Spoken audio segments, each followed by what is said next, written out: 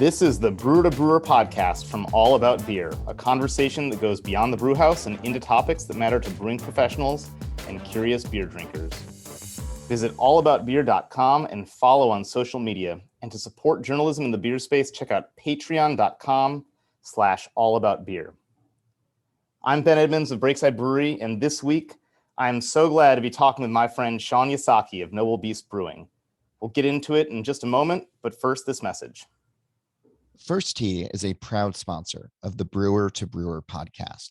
They've been working with brewers on a wide range of ingredients and delicious beers.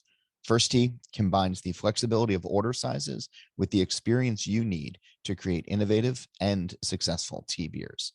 They get you the most direct from farm tea selection, so you are working with flavorful and consistent products. You can find more about First Tea's collaborations with brewers and tea ingredients by visiting blog.firsttea.com. That's blog.firsttea.com. Shaun, it's so good to see you, man. I feel like it's been many months. Yeah. I'm honored to be on episode. Is this going to be 7 or 8? I think this is 7. 7, yeah. It's a who's who on the brewing world and me. So I'm excited about that. Well, I'm excited we get to chat and catch up a little bit for an hour, even though it's in a maybe not having a beer in person, but we're having a metaphorical beer together, right? Absolutely. Well, let's jump into it. I have a handful of questions for you. And I think, first off, let's just talk about who you are and how you came to be where you're at in the beer industry today. So do you want to give kind of your a little bit of your beer bio here? Yeah. So, I started off doing the typical homebrew thing, but honestly, I mean, I don't think I even brewed 10 batches of homebrew. I had graduated college and I had a degree in entrepreneurship, was throughout college kind of assisting as a wedding photographer. And, I was kind of building up my own little business for that. And I was waiting tables at Fatheads. This was their first brewery in North Olmsted. So, kind of just, doing the server thing and working on the weekends. And, I expressed, I kind of know Matt Cole, who's the, one of the owners and the brewmaster at Fatheads, and expressed to him like, hey, I want to try this like homebrewing, and he like graciously was like, oh man, let me help you out and get a kit. So, I paid for it, but he got me like a wholesale deal on 2 buckets and, the little red capper and a tiny little like 5-page booklet on how to brew extract beer. And I'm like reading the little booklet with some pictures in it. I'm like, oh, this is easy. Super, super simple. They couldn't have boiled that down anymore. So I did some of that. And I think this is all like under the assumption that, these are your first homebrew batches. I think they were actually pretty decent for first homebrew batches. That's not saying much by any of our standards now, but whatever, bottle conditioner and bring them in, and you get some compliments, I guess, from the brew staff over at Fatheads, and I end up leaving. This is outside of Cleveland, Ohio. That's where I'm from and where Noble Beast is, and I moved to Philadelphia for about 2 years, and I just kind of wanted to get out of Cleveland. There wasn't some big job opportunity there. A bunch of my friends were from that area, so I was moving to a city where I had a lot of friends, and I was building up a wedding photography business there. It was going well, but I kind of kept getting more and more into beer. Not even so much brewing. I didn't really brew in our little apartment out there, but just getting into kind of the craft beer scene. I guess this would have been like 2011. What were some of the 2010 in Philly at that time? What were some of the kind of formative beer experience, either beers or places, or that you kind of remember from that time? I have really fond memories of Philadelphia Beer Week. I think that's back when beer weeks were really in their heyday. Bouncing around, it was especially at that age, I was probably 22, 23. And it was just super exciting. Like, you're always just kind of like learning something new, experiencing some new beer, trying some new crazy beer style that, you've never even heard of. So bouncing around all those breweries out there. And at that time, there weren't, that many. I can really only think of like a handful. I remember running into Sam Calagione at some event, and he had quite a few beers, and as this like 22-year-old kid, I was super excited to talk to him, and like I thought that was like the coolest thing in the world. It was like a 2-minute conversation or something like that. But he was super friendly and gracious with his time. So anyway, like, living out there and then coming home to see family, holidays and stuff. I remember coming home for Easter, and I would just kind of pop into Fatheads and kind of keep in touch, with Matt Cole over there. And in the back of my head, I've been thinking like how does one actually get into brewing beer? So my dad's a photographer, and he went to college for it, but he'll be the first to tell you, this is not something you need a degree for, and you will learn just as much in your first 6 months on the job. So I've kind of always, I guess, had that idea in the back of my head that that's certainly a possibility in different careers, right? And so with that kind of in mind, I don't even know if I had that in mind, but I approached Matt. I was like, hey, what you think brewers should like go to school and like get a degree? And he told me a lot of great brewers have schooling and a lot don't, and then offered me a job on the spot. And I was kind of like blown away. I wasn't really expecting that or asking for that. Yeah. So I thought about it and went for it. And I think it was probably another 4, 5, 6 months before I moved back home to Cleveland to take that position, which was just super entry level brew pub spot. But at the time, it was kind of like felt like this dream job just appeared and fell in my lap. So went for it. And, I was at that pub for 2.5 years, and I don't think I could have asked for a better learning experience. Like, one, at that time, and I mean, not even just at that time, but Fatheads is making some world-class beers, and they were racking up a lot of great medals at that time, still are. And, just being in that pub environment where, it's me and 2 other guys, you're learning a little bit of everything, from cleaning the draft lines to, cellaring to brewing to just kind of seeing everything that goes on behind the scenes and running a small brewery. So, I think I did well there, and kind of, that was in the beginning of their expansion to start building their first production facility. So I never really had a desire to move over to that spot. It's just never been what kind of excites me about beer. I just like it on that small scale. I like it being part of the pub experience where you're drinking it with the customers for a few weeks, and you didn't just spend a few weeks making a beer and then it vanishes out the door, never to be seen again.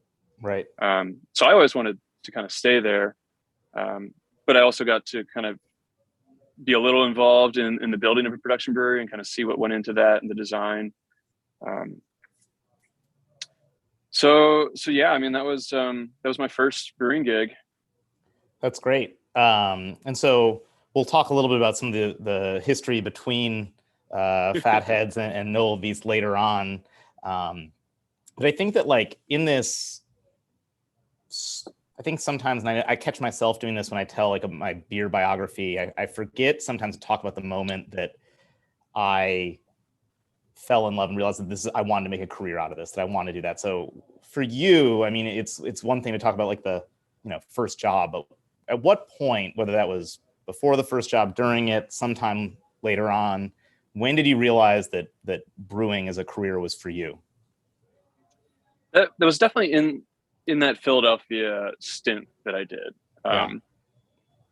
Just kind of like my friend group there, we just loved going out to all these different beer bars. And I could be totally wrong about this, but I feel like there was only maybe 3 or 4 breweries in the city at that time. Yeah. Yards would have been around, right? And Yards, Notting Head, there's Philadelphia Brewing Yeah. Company, there's Manioc Brewing Company. Actually, you know, there'd be more, probably like 6 or 7 or something. Yeah. I'm probably forgetting some.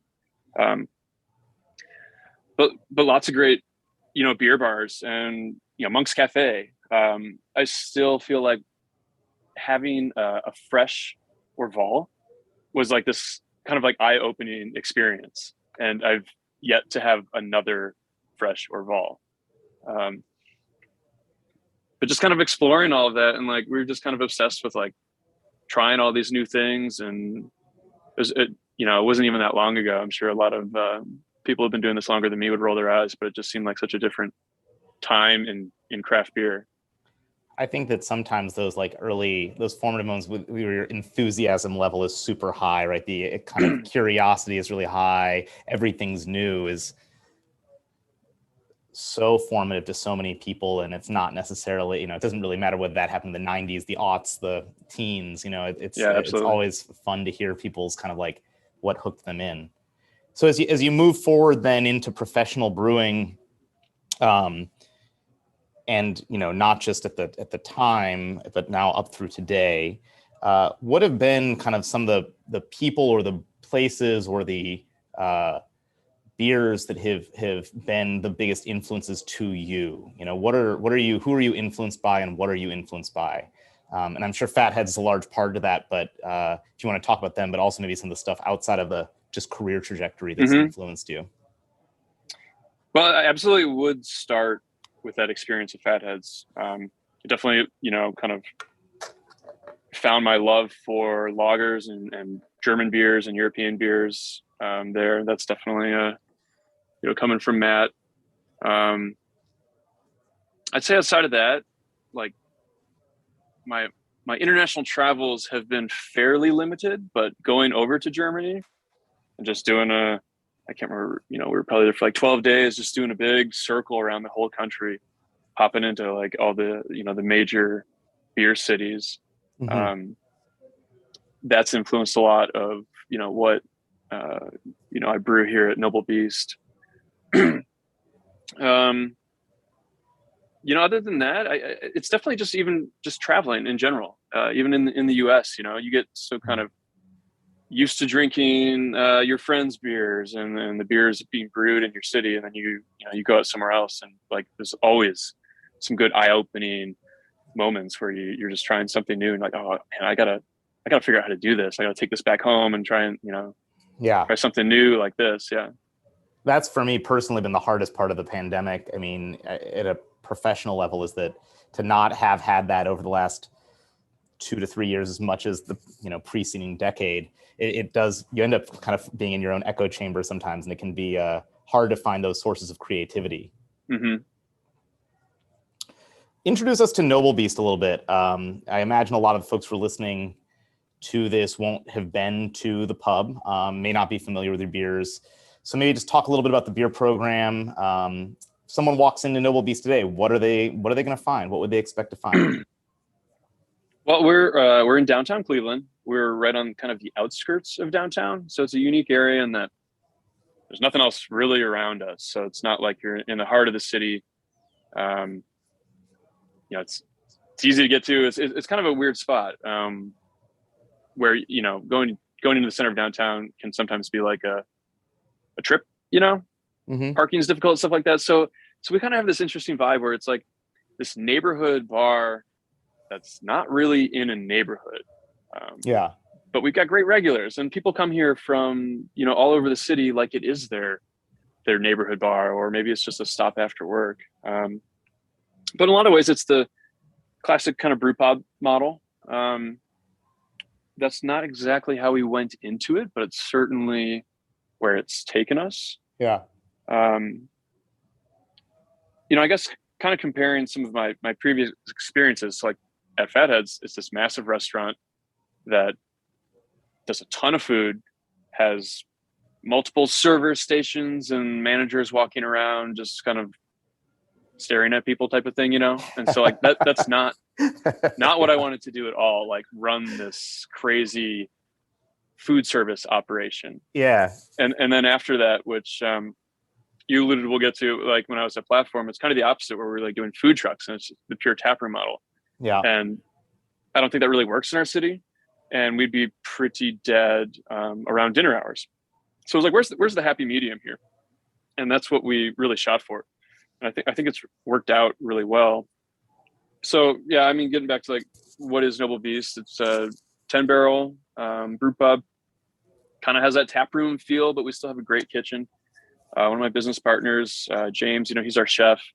He's a fine dining background. So almost everything we buy is, locally produced and sourced from, farms where the farmers themselves are bringing everything in, or he's going out to the farmers markets. Our kitchen staff's super talented. It's a lot of people with a fine dining background that are kind of burnt out on that and are enjoying, still stretching their muscles and using all their skills, but just in a much, lower key environment. We brew a pretty wide variety of beer. I don't try and get too pigeonholed. I love, lighter European styles. We do a lot of lagers. I think we have 4 on right now. We only have 13 taps. I intentionally try and keep it on the low end so we can turn through beer and keep things fresh. So at the moment, we've got our house IPA on, Evil Motives, which is, I don't know, we'll call it like a mid-coast IPA. It's not, it's probably not West Coast by your definitions, but it's certainly still clear and bitter and, hop forward and crisp. There's a hazy. I've got a wet hopped alt beer. We just tapped a smoked Helles today that I'm drinking right now that I'm super excited about. There's another regular Helles on. There's an Oktoberfest, a little kind of Belgian style grisette. What else we got going over there? I think that I asked that question part because I really do, and I'm not just blowing hot air up your ass here. I think you have one of the most diverse and eclectic tap lists of any brewery I've walked into in the last 5-6 years. And it seems when I follow you guys on social media and I see what you guys are putting out, I the commitment to the wide range of beers, to the obscure, the historical, the fun is really wide. Where do you think that all comes from for you? Is that also just kind of your background at Fatheads, or is that there's something else that drives that? No, I think that's just, I guess, my curiosity and my preference to always kind of be drinking something new, but still that's grounded in history. We don't dabble too much in the ultra trendy styles. I'm certainly curious about them, and we will make them, but there's not very many pastry stouts, kettle sours, or even hazy IPAs on. So my philosophy is like, it's kind of like the customer really only wants a very narrow set of things, right? They want their IPA and maybe a lighter style, but it's like, I don't want to just fill my tap list with all these things. So I'd rather like brew fun, interesting things to introduce people to. And basically, like, my thinking is, how can I trick people into drinking these? Because it's not what they're going to go to, right? They're going to go straight to the IPA. Like, how many times someone just sat down and be like, what's your IPA? So how can I sell a wet hopped alt beer? How can I sell a 3.5% grisette? And a lot of that comes down to like, what I think is effective is the story behind it and the presentation. So we have different glassware for almost every one of our styles. And I think that's unique. And when people look around, like, oh, what's that beer? And they might ask about it, or they try and figure it out. Or just telling the story behind it. Like most people who, are into drinking craft beer, they like the story behind it. They like the history.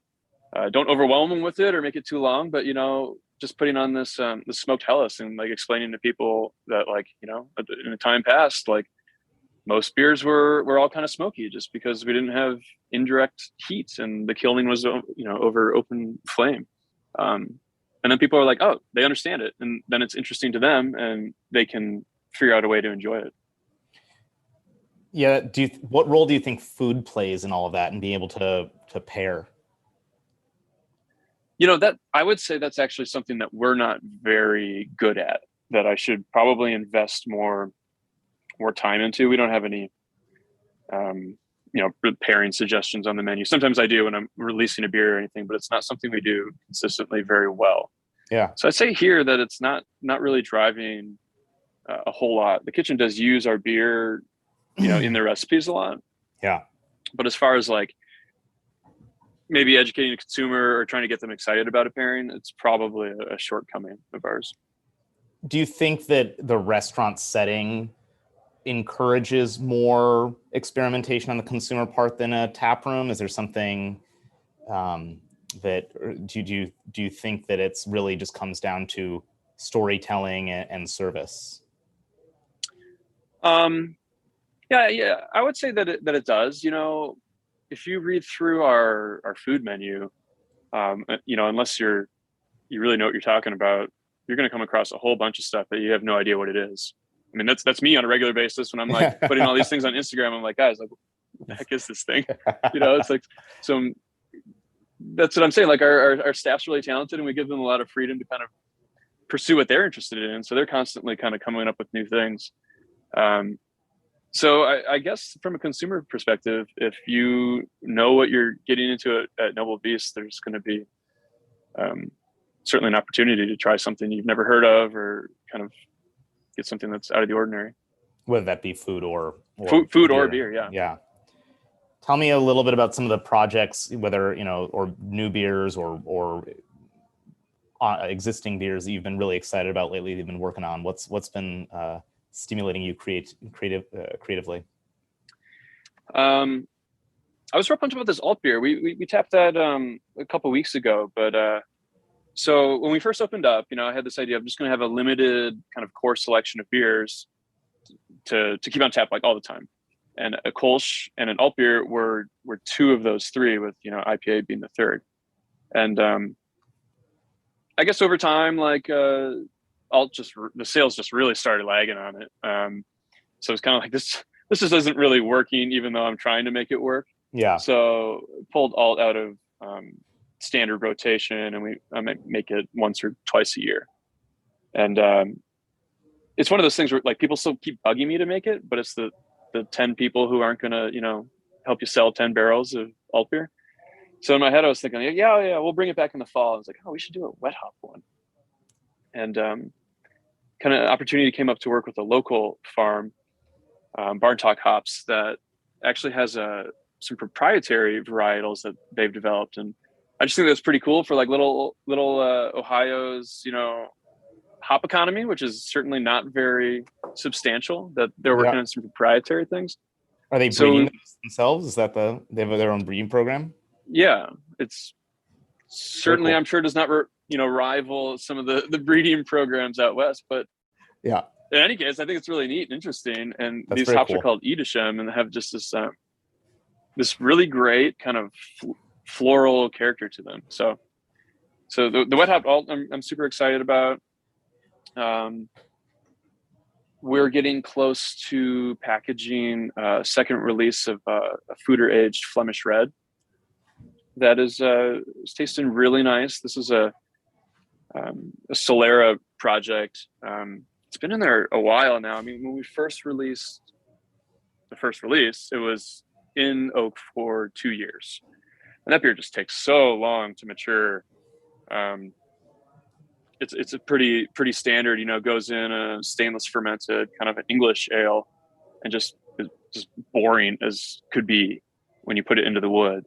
And it just takes so long to come around, but it's so rewarding because I just think it's a fantastic style of beer. It's super complex and I love it. And so I'm pretty happy with this one. Our first one being in like a new foeder, while delicious, was too oaky. It was just that oak really just kind of popped out out of the aroma at you. So this is mellowed out a little bit, certainly getting some of that nicer oxidative notes. So that's in the works. To talk just a little bit more about the wood aging program that you guys have. I mean, I think it's worth saying to anyone who hasn't been, if you walk into Noble Beast for a small brewery and brew pub, first thing you see when you walk in the door is two fooders, which is pretty cool and very rare given the limited real estate that you guys have. And you've done some really creative things, not just on the Flanders Red side, but with kind of Solera aging your barley wine. Do you want to talk about that project at all? Yeah. So that one's called We Don't Run, and it's a big English style barley wine. Each release has been a little bit different, but they've hovered around 15% ABV. And that first one was aged a year, and then we pulled out 80% and put a fresh batch in, obviously leaving that 20% behind. So then we've already on our third release. So the third release had, blends of 1, 2, and 3 year aged beer, going on the fourth release, and packaged up in tiny little 250 ml bottles, little champagne bottles. This is obviously totally inspired by Thomas Hardy, which has those small bottles, and by the time you even find them, they're already 7 or 8 years old, and I think they say on there you can age it up to 20 years, if not 25. So ours says that on there. You can age this for up to, we'll improve if kept cool and for 25 years. So we'll see if anybody comes back and wants their money back. But they've been going really well so far. It's a fun project.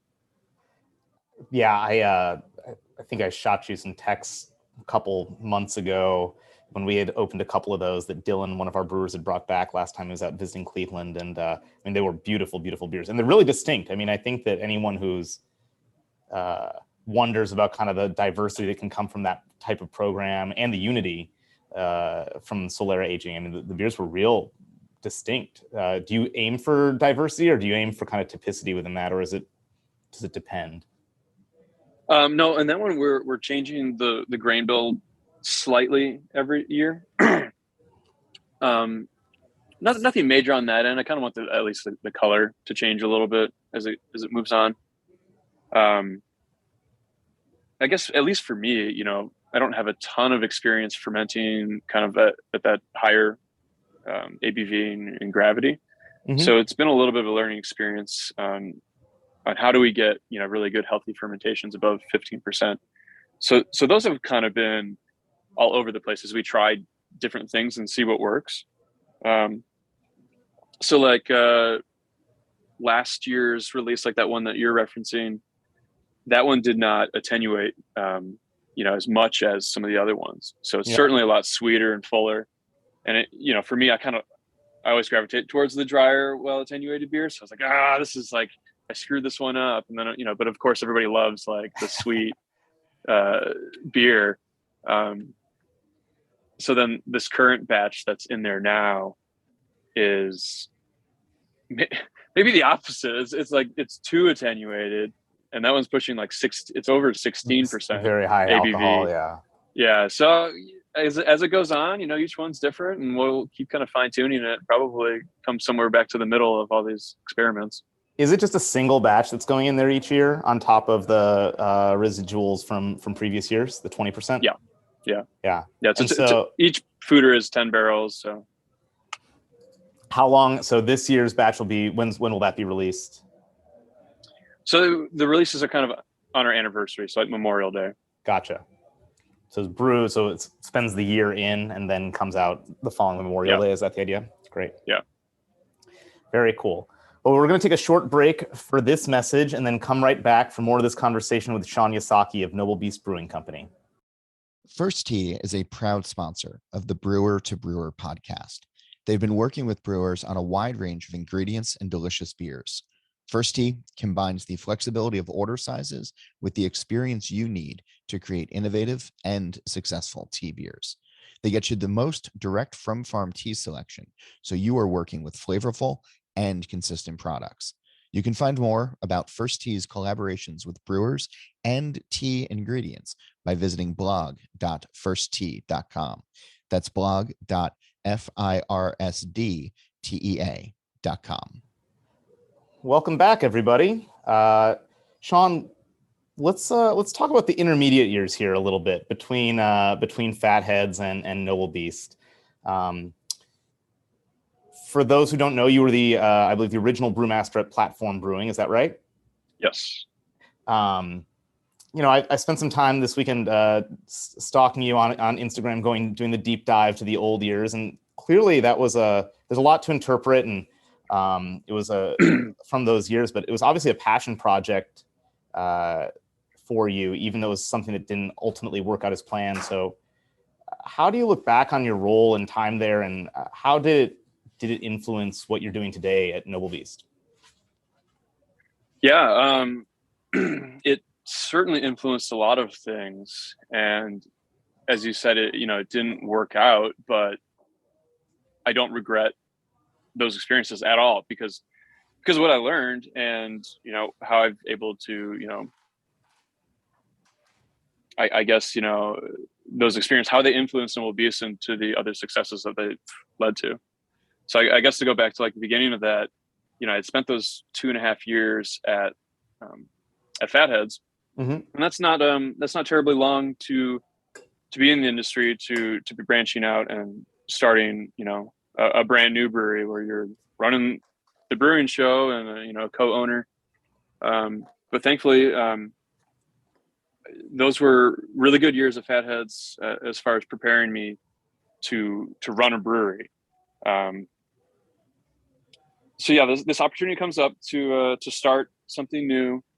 Two other guys were kind of already hatching a bit of a plan, so I came on after that, but it was still fairly early. There was not a name yet for platform, and that name came from providing this platform to like aspiring brewers. So there's supposed to be kind of this pilot program where homebrewers who are interested in opening up their own place could kind of come in and brew with me, learn a little bit about just the basics on how all this much larger scale equipment works, work with some of the other business partners on the business side of things. And it was supposed to be kind of this launching point. That only went through maybe 2 iterations, and I think my other partners learned it wasn't going to make them the money that they thought it was going to make, so it was not worth the time. So that that program kind of went by the wayside fairly quickly. But in the beginning, I thought it was this dream job, right? I was pretty young, 20, I don't know, 20, 25 or something at the time. So certainly coming in pretty naive on a lot of things. And I thought we had this kind of dream team pulled together to pull this off. And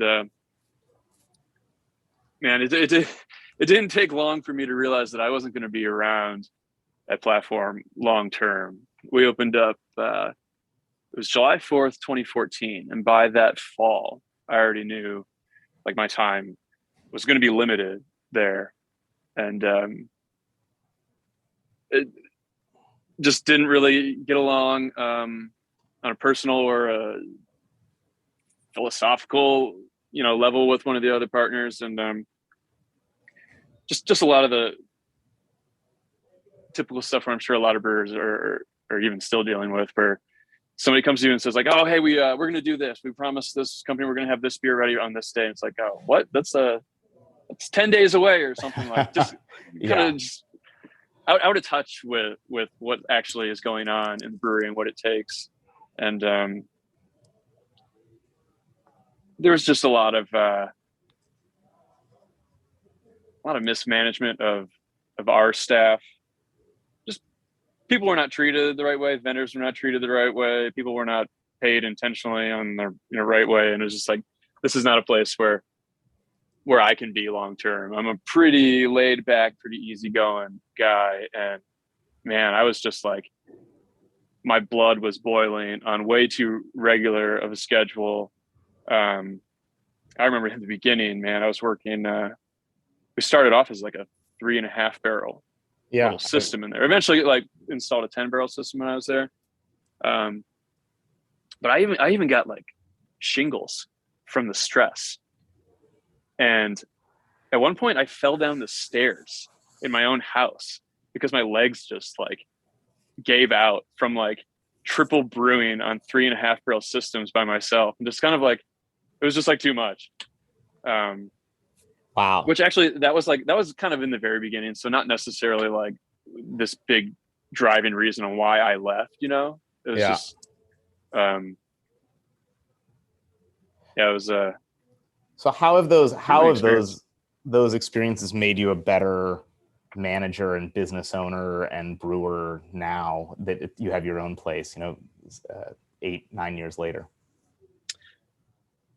Um, Man, it's in so many different ways, and it was a great lesson on what not to do in so many ways. And Mm-hmm. it's not even a lesson that like I needed to have, right? Most people don't need to have these like huge lessons in what not to do. um Yeah, you kind of just a know, small like, lesson yeah, can it's be just like, enough, right? don't Yeah. be a dick, don't be an asshole. Like, that's not a lesson that I needed. But as far as like designing the brewery, like, I really approached Noble Beast in like a thoughtful way of like, because in the beginning it was just me doing all the brewing, all the cellar and everything like that. So it's like, how can I make this as simple and as easy to use as possible for still being a full manual, 10 barrel setup. Mm-hmm.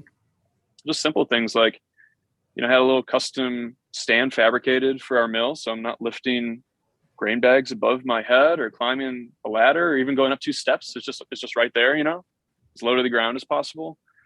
Um, just simple things like that to reduce, the amount of labor and the chance of wearing yourself out or injuries. And as I alluded to earlier with the previous experience at Fatheads, where it's just kind of like this insane restaurant operation, and the opposite being platform that had, the hassle of trying to get food trucks in, and in Cleveland in our weather, it's just not really a culture that works here. So it's like food was always a super important part of our concept. And it's like, basically, like, how can we sell the most amount of beer and be as profitable as possible, not to make as much money as possible, but to just do what I want to do in the brewery and be able to afford it. I mean, it's pretty easy to open up a brewery and come to the quick realization that, like, this is a lot harder of a business to make work, and we can, barely pay to do this and this and this type of thing. So, food was always, and really good food was always a pretty important part of, our concept. Let's change kind of topics here and talk a little bit about your interests adjacent to brewing and things like that, but also tie it back. You were a photographer. I think that's a very rare previous career to brewing. So you're a photographer before becoming a brewer. It sounds like that was a family profession and trade in some ways. Does that background still influence you at all in your work today? Yeah, I'm sure it does, because I kind of visually, I think I approach things very differently. I guess it does. I've never really thought about it this way, but like, I'm obsessed with light and like the color temperature of light, and that is absolutely like a photography thing. Yeah. But like, I hate like when the color temperature is wrong in lights in certain parts, it's, of building, like, you should have warm incandescent lights that's plugged into your wall, and like natural light coming in. So our brewery has a big skylight right in the middle of it, with a bunch of hanging plants, big glass garage doors in the front and the back. So the building is an old, like steel warehouse. So it's this big brick box, right? Pretty dark and dingy. We got a hold of it. So bringing in, light was really important, and then just the overall aesthetics of the interior, which has been super organic. And like, we didn't have an interior designer or anything like that. It was like, when we opened up, it was Spartan. I look back at those old photos, like, wow, how did we even like open the doors and let people inside? But everything is just kind of growing by, like, how it is in like bars, like, it just like shit's just all over the walls now, and like little tchotchkes and stuff like that. But I think that's a really important part of a successful, pub and bar, is just that warm, inviting atmosphere. So I definitely, pay a lot of attention to those type of things. And I think obviously with beer, the first experience is visual. So if the beer does not look visually appealing, it's already clouded your judgment of how it's going to taste and smell and the overall experience. So from glassware and presentation, that's super important. While I don't really do any professional photography anymore, it's been a lot of fun to still do all of our social media and stuff. And it gives me a reason to spend money on nice cameras and get new lenses, justify that as a business expense. And I still get to kind of play around with that. So it's a good creative outlet. I think Instagram culture, social media has been really impactful to craft beer in the last, to all businesses, but to craft beer, it's been a huge kind of shift change because there is so much emphasis put on presentation of beers, whether those beers be beautiful filtered lagers or smoothie sours, right? Can you talk a little bit about kind of how you view that, like the Instagram culture of beer and like what it means for breweries, whether that be breweries that friends breweries, your own brewery, et cetera, and what do you make of all of it when you see breweries get hyped on Instagram or breweries that succeed despite not having a very good visual culture around their beer? Man, I don't know that I'm even all that in tune with a lot of that culture, I guess you're saying. I find out about these things like super late. I'm always like, oh, what's this?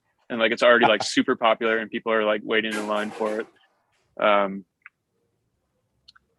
So I think like, I guess we just always wanted to be like this tiny little like neighborhood pub in a weird spot of Cleveland, Ohio. So in a lot of ways, it's kind of an insular operation. But more power to them. If people are getting excited about beer, then there's certainly like, that's a good thing. I know that can go kind of in the wrong direction a lot of times. But if people are getting pumped up about weird smoothie sours and crazy like viscous stouts that you can't pour out of cans or something, it's better than people not talking about beer and people not drinking beer anymore, because that's so certainly a lot of worries and I guess threats to the beer market these days. But I guess it's not a direction we go too much.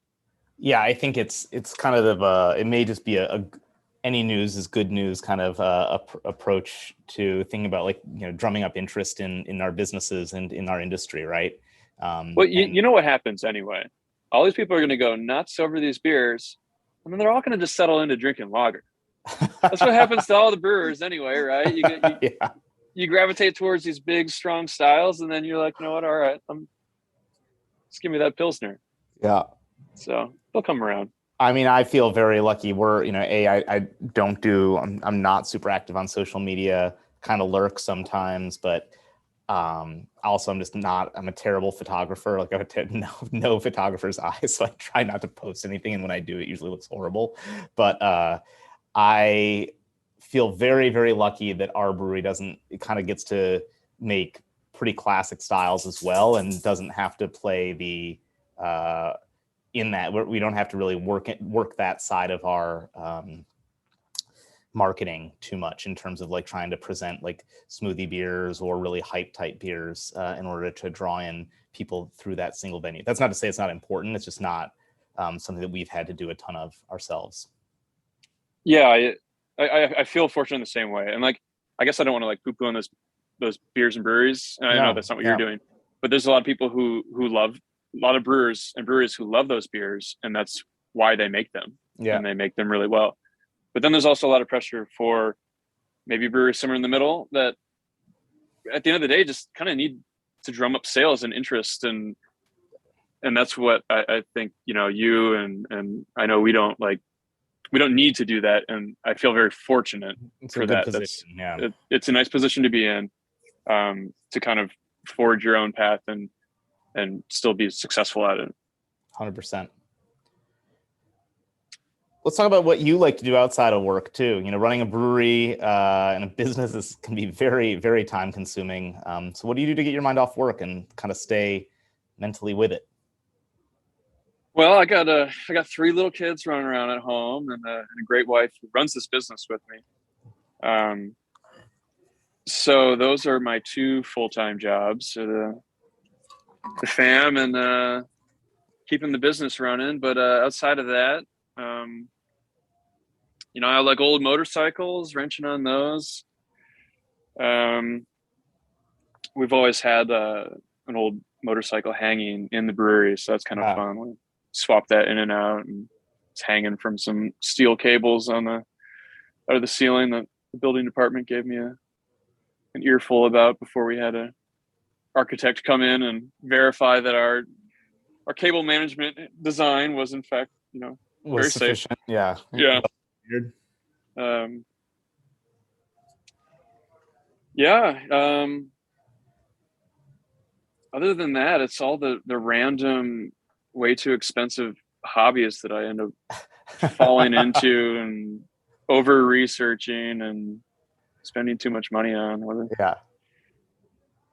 I'm sure that also with the business and three kids right now, it's there's personal time is limited, right? Personal time is very limited. Yeah.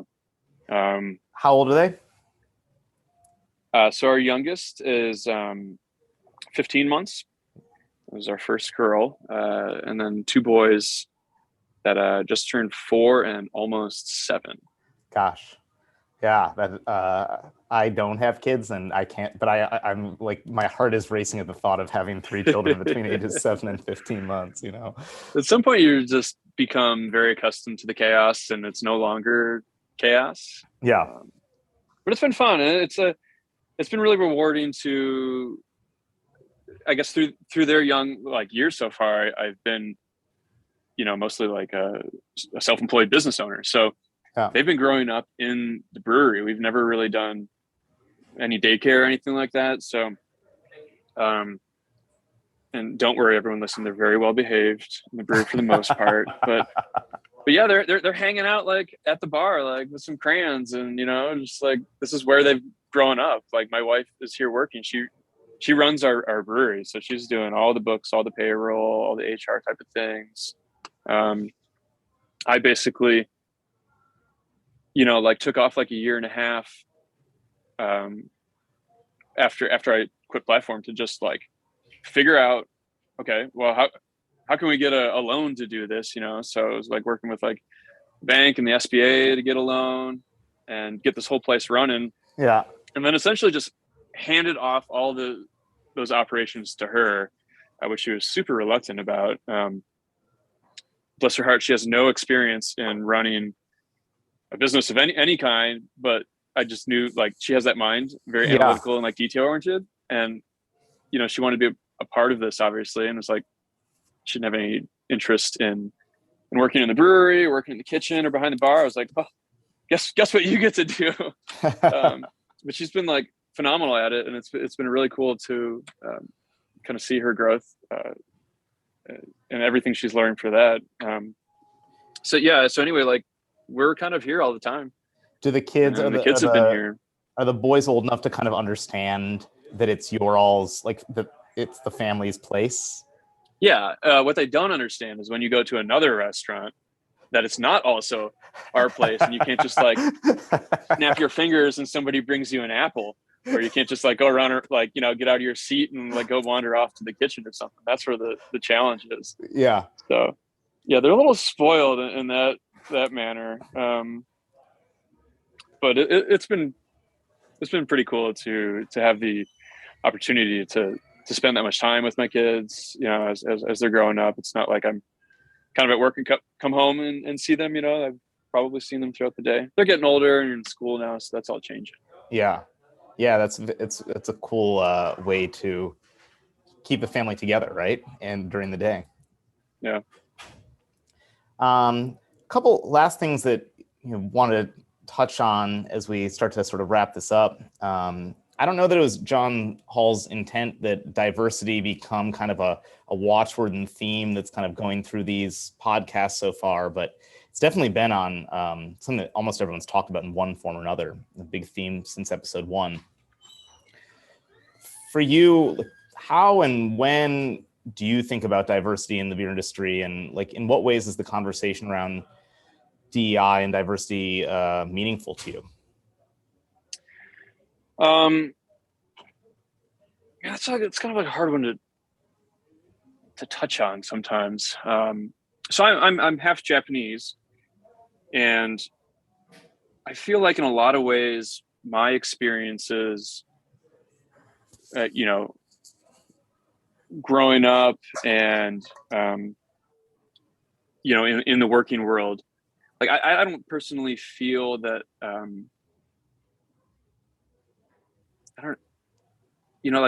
don't feel that I've experienced a lot of hardships. So for one, like a lot of times, like, oh, we get lumped into like a minority owned business, and that's fine. But sometimes it's a weird personal quandary for me, where I almost feel like I'm not really like worthy of that designation, and I haven't experienced a lot of these hardships, and maybe I'm blind to some of them. But at the end of the day, like there's certainly people who have more struggles with that, and I don't feel like it's fair for me to get lumped into that. But as far as just being like a business owner, part of what's always been important here is just like treating everybody with respect. So we don't really have we're a small company, but we don't have any programs or anything like really big like touching points that I can be like, oh, look, we're doing this and this and this. Like we have a pretty diverse staff, and at the end of the day, I don't know that we're going out of our way to shape that intentionally. It's just it's been organic, and I think we're pretty conscious to have good structure in place. Being a small business, sometimes it's hard for if there is a problem, like where does an employee turn to? Yeah. Because if the problem is with me, there's not a lot of places to turn to, right? Because it kind of just all comes back to me, and doesn't solve any problems.